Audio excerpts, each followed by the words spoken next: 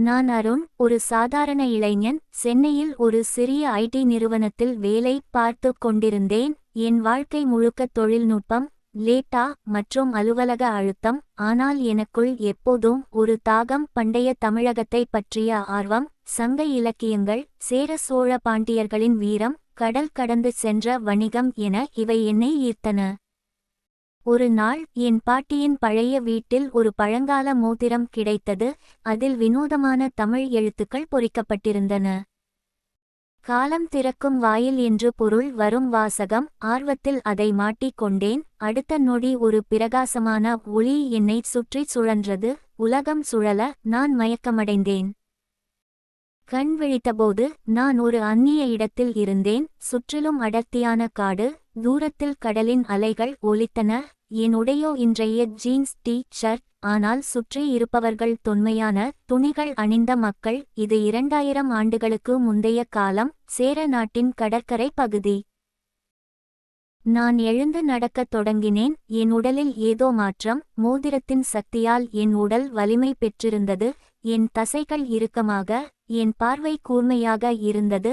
காட்டில் நடக்கும் போது ஒரு புலி என்னை நோக்கி பாய்ந்தது.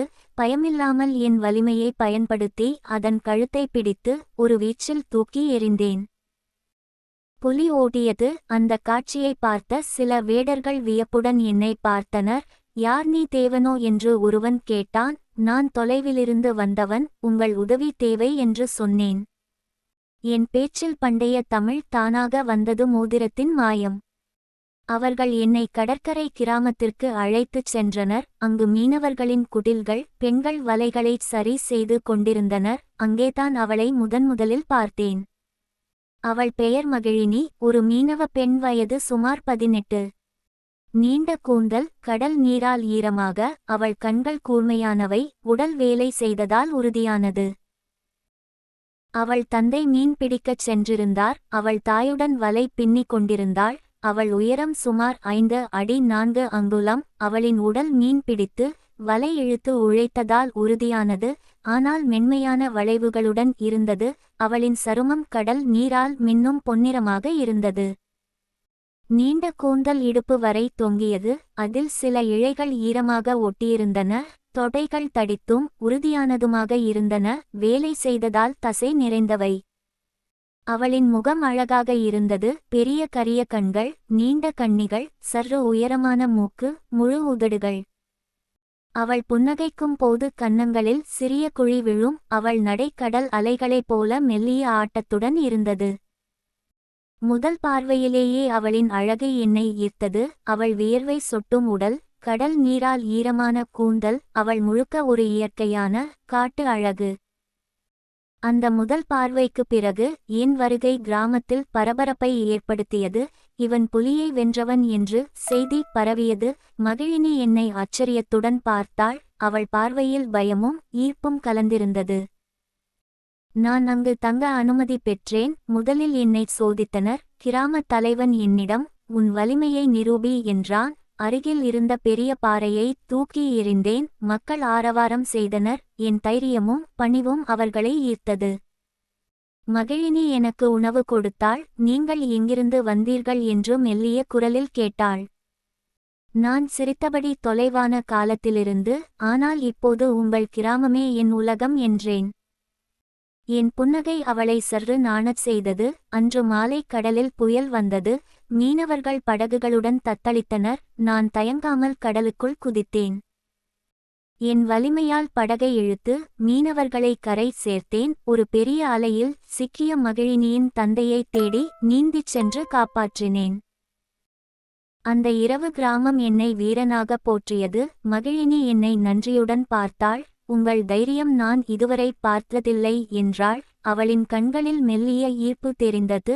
நானும் அவளின் எளிமையான அழகிலும் உழைப்பிலும் ஈர்க்கப்பட்டேன். ஆனால் கதை இங்கு முடியவில்லை. அடுத்த நாட்களில் கிராமத்தைச் சுற்றியிருந்த கொள்ளையர்கள் தாக்குதல் நடத்தினர். என் தந்திரமும் வலிமையும் மீண்டும் சோதிக்கப்பட்டன. மகிழினியுடன் என் உறவு மெல்ல மெல்ல ஆழமாகிக் கொண்டிருந்தது. அவள் எனக்கு பண்டைய தமிழ் வழக்கங்கள், பாடல்கள் கற்றுக் கொடுத்தாள். நான் அவளுக்கு என் உலகத்தின் கதைகளைச் சொன்னேன். என் மீது விழுந்த பார்வைகள் வெறும் மகிழினியிடம்தான் இல்லை, கிராமத்தின் பிற பெண்களும், வேட்டை பெண்கள், வணிகர்களின் மகள்கள் என் வீரத்தாலும் இனிய பேச்சாலும் ஈர்க்கப்பட்டனர். ஆனால் என் மனம் மகிழினியை நோக்கியே சென்றது. அந்த புயல் இரவுக்குப் பிறகு கிராமம் அமைதியாக இருந்தது. மீனவர்கள் தங்கள் படகுகளை சரி செய்து கொண்டிருந்தனர். நான், அருண், ஒரு சிறிய குடிலில் தங்கியிருந்தேன். கிராம தலைவன் எனக்கு உணவும் துணியும் கொடுத்திருந்தான். நீங்கள் இங்கு இருங்கள், உங்கள் வலிமை நமக்கு தேவைப்படலாம் என்று சொல்லியிருந்தான். காலை வெயிலில் கடற்கரைக்குச் சென்றேன். அலைகள் மெதுவாக அடித்துக் கொண்டிருந்தன. மகிழினி அங்கு இருந்தாள். அவள் ஒரு சிறிய வலையை சரி செய்து கொண்டிருந்தாள். அவளின் கைகள் வேகமாக நகர்ந்தன. நான் அருகில் சென்று உதவட்டுமா என்றேன். அவள் தலையை உயர்த்தி பார்த்தாள். நேற்றைய இரவின் பயம் இன்னும் அவள் கண்களில் மெல்லிய நிழலாக இருந்தது. நீங்கள் ஏன் இவ்வளவு தைரியமாக கடலுக்குள் குதித்தீர்கள்? உயிர் போகலாம் என்று தெரியாதா என்று கேட்டாள். அவள் குரலில் கவலை இருந்தது. நான் புன்னகைத்தேன். உயிர் ஒன்றுதான், ஆனால் மற்றவர்களின் உயிர்களை பார்க்கும் போது என் உயிர் சிறியதாகத் தெரிகிறது. என் பதில் அவளை சற்று நெருங்கச் செய்தது. அவள் வலையை என்னிடம் நீட்டினாள். இருவரும் சேர்ந்து வலையை பின்னினோம். அவள் என்னிடம் பேசத் தொடங்கினாள். தன் தந்தை எப்படி மீன் பிடிக்கச் செல்வார், கடல் அவர்களுக்கு எப்படி அன்னையாக இருக்கிறது என்று. அன்று மதியம் கிராமத்து பெண்கள் சிலர் என்னை சுற்றி வந்தனர். ஒரு பெண், உங்கள் புலி வீரத்தைப் பற்றி கேள்விப்பட்டோம், எப்படி அவ்வளவு வலிமை என்று கேட்டாள். நான் சிரித்தபடி, உள்ளத்தின் தைரியம்தான் உடலை வலிமையாக்குகிறது என்றேன். என் பேச்சு அவர்களை ஈர்த்தது. ஆனால் என் பார்வை மகிழினியை தேடியது. மாலையில் கிராமத்தில் சிறிய விழா. மீன் பிடித்தவர்கள் தங்கள் பங்கை பகிர்ந்து கொண்டனர். நான் உட்கார்ந்திருந்தேன். மகிழினி எனக்கு உணவு பரிமாறினாள். அவளின் கை என் கையை மெல்லத் தொட்டது. இருவரும் ஒரு நொடி பார்த்து கொண்டோம். அவள் நாணத்துடன் தலையை குனிந்தாள். அடுத்த சில நாட்கள் மெதுவாக கழிந்தன. நான் கிராமத்து வேலைகளில் உதவினேன். மரங்களை வெட்ட உதவினேன், படகுகளை தள்ள உதவினேன். என் வலிமை அனைவரையும் ஆச்சரியப்படுத்தியது. ஆனால் நான் அவர்களிடம் இருந்து கற்றுக்கொண்டேன். பண்டைய தமிழ் மரபுகள், கடலின் அறிகுறிகள், பாடல்கள். மகிழினி எனக்கு ஒரு பாடல் கற்றுக் கொடுத்தாள். அவள் பாடும்போது அவள் குரல் மென்மையாக இருந்தது. நான் அவளை பார்த்து ரசித்தேன். அவள் என்னை பற்றி மெல்ல மெல்ல கேட்டாள். என் உலகம் எப்படி இருக்கும் என்று. நான் சில விஷயங்களை மட்டும் சொன்னேன். முழு உண்மையைச் சொல்லும் அளவுக்கு இன்னும் நம்பிக்கை வரவில்லை. ஒரு நாள் கடற்கரையில் நடந்து கொண்டிருந்தோம். தூரத்தில் சில வணிக படகுகள் தெரிந்தன. மகிழினி, இந்த காலத்தில் வணிகர்கள் ரோமத்திலிருந்து வருகிறார்கள், நம் முத்துக்களை எடுத்துச் செல்கிறார்கள் என்றாள். அவளுடன் பேசும்போது என் மனம் அமைதியாக இருந்தது. அவளின் எளிமை, அவளின் உழைப்பு, அவளின் புன்னகை இவை என்னை ஈர்த்தன. ஆனால் கிராமத்தில் மெல்லிய பேச்சுகள் எழுந்தன. சில இளைஞர்கள் என்னை பொறாமையுடன் பார்த்தனர். ஒரு நாள் ஒரு இளைஞன் என்னிடம் வந்து, நீங்கள் வந்து சில நாட்களே ஆகியிருக்கின்றன, ஆனால் எல்லோரும் உங்களை பற்றியே பேசுகிறார்கள் என்றான். நான் அமைதியாக, நான் இங்கு தங்கியிருப்பது தற்செயல், உங்கள் நல்லெண்ணத்துக்காக என்றேன். மகிழினியின் தந்தை என்னை அழைத்து பேசினார். உன் வலிமை நல்லது, ஆனால் எங்கள் வாழ்க்கை எளிமையானது. கடல் நம்மை வாழ வைக்கிறது என்றார். நான் தலையசைத்தேன். அவர் மகிழினியை பார்த்தார். அவள் சற்று தூரத்தில் நின்றிருந்தாள். இப்படியே நாட்கள் செல்ல, எனக்கும் மகிழினிக்கும் இடையே ஒரு மெல்லிய நட்பு வளர்ந்து கொண்டிருந்தது. அவள் என்னை நம்பத் தொடங்கினாள். நானும் அவளின் உலகத்தை புரிந்து கொள்ள முயன்றேன். ஒரு மாலை கடலில் சிறிய புயல் எச்சரிக்கை வந்தது. இம்முறை நான் தானாக முன்வரவில்லை. மீனவர்கள் தங்கள் வழியில் தயாரானார்கள். ஆனால் மகிழினி என்னை பார்த்து, உங்களுக்கு ஓய்வு தேவை என்றாள். நான் சிரித்தேன். இப்போது கிராமத்தைச் சுற்றி வேறு ஏதோ ஆபத்து நெருங்கிக் கொண்டிருந்தது. தொலைவில் இருந்த மலைப் பகுதியிலிருந்து சில கொள்ளையர்களின் செய்தி வந்தது. ஆனால் இன்னும் அது கிராமத்தை தொடவில்லை. நாட்கள் மெதுவாக கடந்து கொண்டிருந்தன. கிராமத்தின் அன்றாட வாழ்க்கை என்னை மெல்ல உள்ளே இழுத்தது. மகிழினியுடன் நான் அதிக நேரம் செலவழிக்கத் தொடங்கினேன். அவள் என்னுடன் பேசும்போது அவள் கண்கள் மின்னும். என் பார்வையும் அவளை விட்டு அகலவில்லை. ஒரு இரவு கடல் அமைதியாக இருந்தது. நிலவொளி மணலில் பரவியிருந்தது. மகிழினி தன் குடிலுக்கு அருகில் இருந்த ஒரு பாறையின் மீது உட்கார்ந்திருந்தாள். நான் அங்கு சென்றேன். தூக்கம் வரவில்லையா என்று கேட்டேன். அவள் தலையசைத்தாள். உங்கள் நினைப்பு என் மனதை விட்டு அகலவில்லை என்றாள் மெல்லிய குரலில். அவள் கன்னங்கள் சிவந்தன. நான் அவள் அருகில் உட்கார்ந்தேன். இருவருக்கும் இடையே மெல்லிய தூரம் மட்டுமே இருந்தது. நான் என் கையை நீட்டி அவள் கையை பிடித்தேன். அவள் கை சூடாக இருந்தது. மகிழினி, நீ அழகாக இருக்கிறாய் என்றேன். அவள் நாணத்துடன் தலையை குனிந்தாள். ஆனால் கையை விடவில்லை. மகிழினி என் கண்களை பார்த்து, நீங்கள் என்னை உங்கள் பொண்டாட்டியாக்கிக் கொள்வீர்களா என்று கேட்டாள். அவள் குரலில் காதலும் பயமும் கலந்திருந்தது. நான் அவளை மீண்டும் அணைத்து, ஆம், நீ என் உயிர் என்றேன். அந்த இரவு அப்படியே முடிந்தது. ஆனால் இருவருக்கும் இடையே ஒரு புதிய பந்தம் உருவாகியிருந்தது. அடுத்த நாட்களில் அவளின் பார்வை இன்னும் ஆழமாக மாறியது. கிராமத்தில் மெல்லிய பேச்சுகள் அதிகரித்தன.